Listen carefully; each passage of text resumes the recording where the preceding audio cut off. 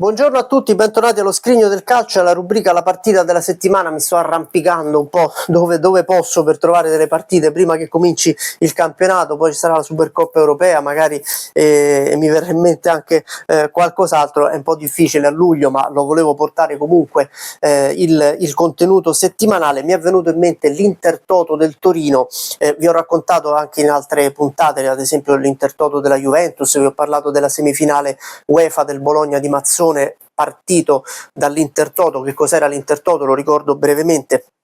Era una sorta di anticamera della Coppa UEFA, una serie di turni preliminari che alla fine portavano 6 squadre a giocarsi le 3 finali e i 3 posti per partecipare alla Coppa UEFA successiva. Aveva di positivo che chi arrivava, ad esempio in campionati importanti come quello italiano, quello inglese, quello tedesco, tra il sesto, il settimo, l'ottavo posto, di avere una scorciatoia, di avere più che una scorciatoia, di avere un'opportunità di qualificarsi per le coppe europee. Aveva di poco vantaggioso il fatto che dovessero iniziare il ritiro immediatamente, perché le partite iniziavano all'inizio di luglio e quindi c'era un problema di preparazione che poi spesso causava un crollo delle prestazioni, soprattutto da un punto di vista atletico, tra marzo ed aprile, tant'è che ad esempio la Juventus del 2000 perse gran parte del suo vantaggio sulla Lazio per lo scudetto anche a causa di un crollo proprio delle gambe intorno ad aprile, che causò diverse sconfitte, nato probabilmente dal fatto che i bianconeri avessero iniziato la stagione ai primi di luglio giocando l'Intertoto.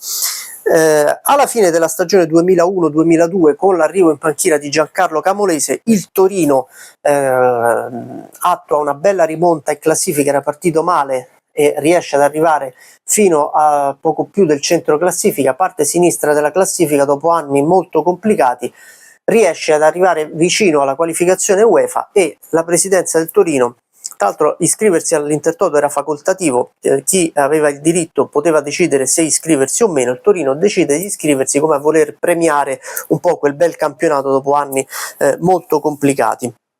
E quindi nell'estate del 2002, con Camolese in panchina, con una coppia di attaccanti come Ferrante e Lucarelli, il Torino pensa di poter raggiungere la qualificazione alla Coppa UEFA, entra nel secondo turno. Mi sono segnato le date e i risultati.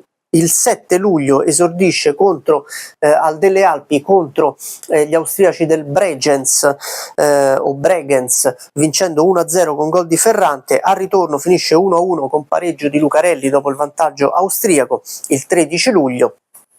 Il 21 luglio, nel terzo turno, c'è la sfida col Villarreal. Ora voi non dovete immaginare il Villarreal degli ultimi anni, una squadra molto forte che ha vinto anche la Coppa UEFA, che ha fatto 20 anni fa la semifinale di Coppa dei Campioni. Era una squadra in quel momento emergente del calcio spagnolo, non aveva tanta esperienza dal punto di vista internazionale, ma era una squadra molto solida. Però il Torino se la poteva giocare contro gli spagnoli, non era esattamente il Villarreal degli anni successivi. Il 21 luglio al Delle Alpi il Torino vince 2-0, tra l'altro davanti a 14.000 spettatori, che è vero che non sono tantissimi, ma non sono neanche pochi considerando il periodo dell'estate, con tanta gente magari in ferie, in vacanza. Gol di Comotto e di Ferrante. Il 27 luglio allo stadio Madrigal di Villarreal, Madrigal, quello di Villarreal, mi pare, mi è venuto così. Comunque il Villarreal vince 2-0 e rimonta quindi la partita d'andata.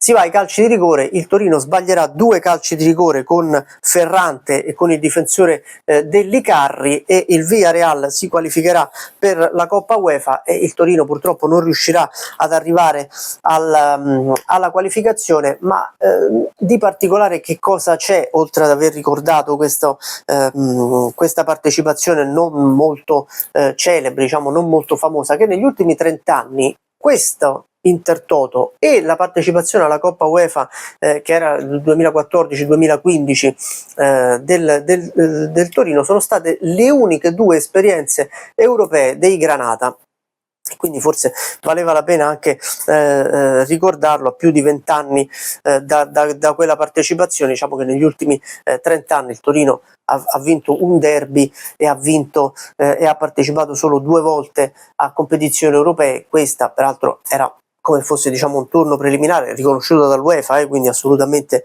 tutto valido e tutto regolare.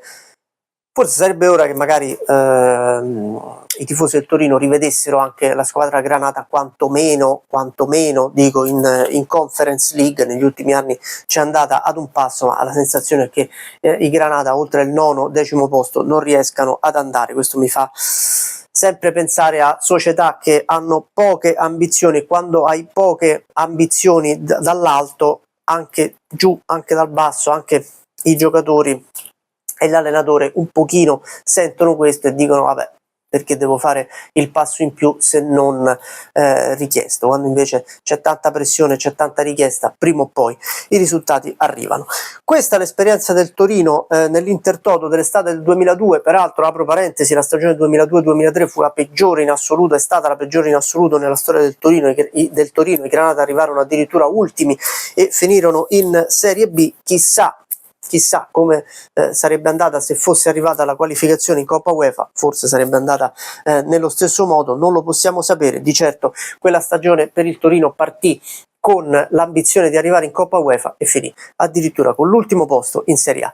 Questa è la rubrica La partita della settimana, questo è lo Scrigno del Calcio. Iscrivetevi al canale, sostenetemi, insomma fate tutto quello che vi dico sempre e seguite anche i social, il Popolo del Calcio anni 90 su Facebook e su Instagram, il Popolo del Calcio e il blog, c'è tutto nella descrizione del canale. Ci vediamo domani, ciao!